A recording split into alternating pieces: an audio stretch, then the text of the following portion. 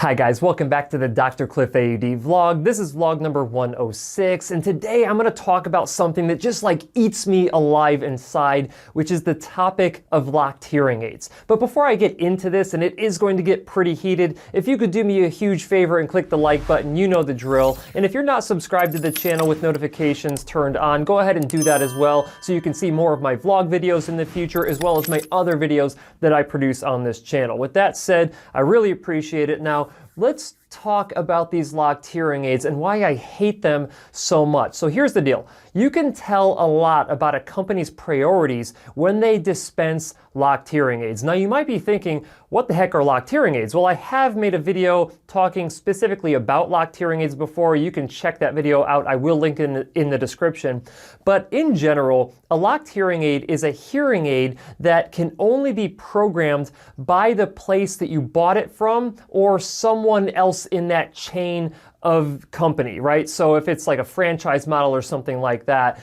And what happens is that you go in to this company or whatever the storefront is, you get their hearing aids, and it's only their hearing aids. You have no other option. It's just you get that one brand typically, and they have essentially private labeled these devices. So a major hearing aid manufacturer will make these devices for them, and then this company will essentially totally rebrand the name of them. So you can't do things like price compare with other clinics, and you can't take these hearing aids to another clinic to get them worked on if you're not happy with the service that you get from that particular clinic. Now, I'm trying to think of a good reason to lock a hearing aid, and I'm struggling to find a good reason for a company to actually lock their hearing aids so you can't take them elsewhere if you're not happy with how that hearing aid is performing. Now, the only one I can have a stretch of thinking about is that they might not want you to go somewhere else to have them mess up the programming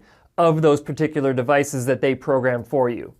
Now, in the last 6 years of me practicing, I've had one patient actually go somewhere else with their hearing aids. They decided to readjust all the programming of those devices, only to have that patient come back to me saying, hey, I don't like what they did. Can you put everything back the way that it was?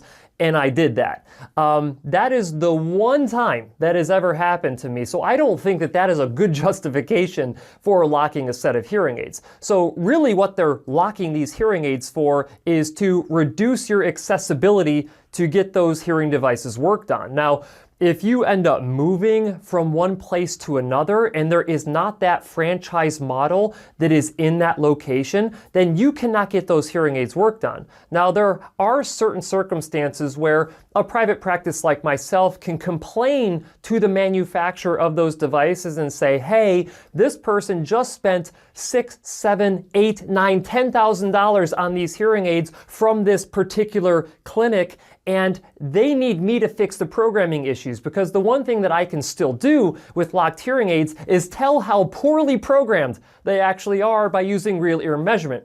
And there has never been a single case of a patient coming in with one of these locked hearing aids that I haven't identified egregious programming errors inside of their hearing aids. And if it's nothing else from just an audibility perspective, these patients are suffering with these $10,000 hearing aids in some cases, and they can't hear. And so what do I have to do?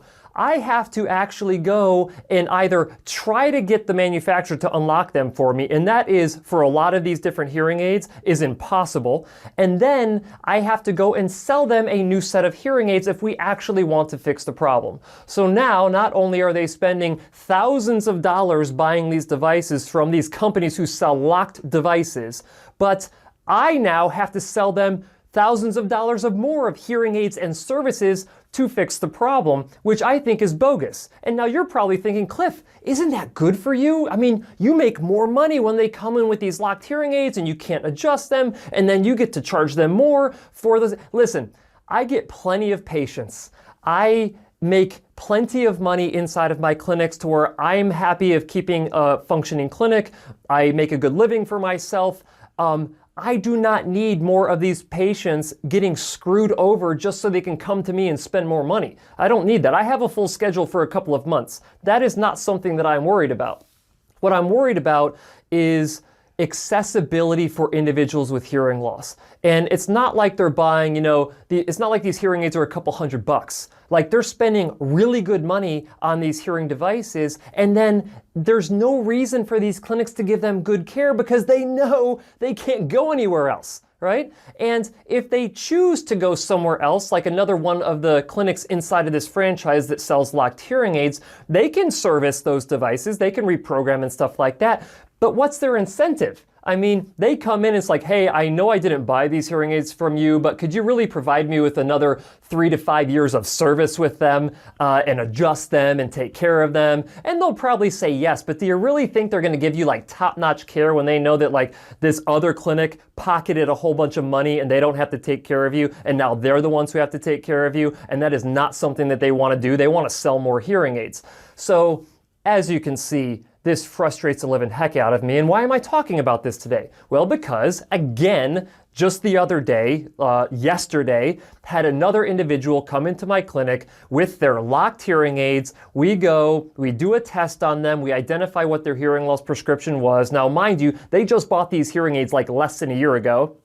And we ended up doing a prescription check with real ear measurement. And what do we find? No kidding. They are so far off of their prescription, it's no wonder why they're perceiving virtually no benefit with these devices. And so here we are having to have that conversation again of like, well, I guess you could take what we tell you back to your provider at that franchise and maybe they can fix the problem, which we all know if they could have fixed the problem, they would have fixed it already.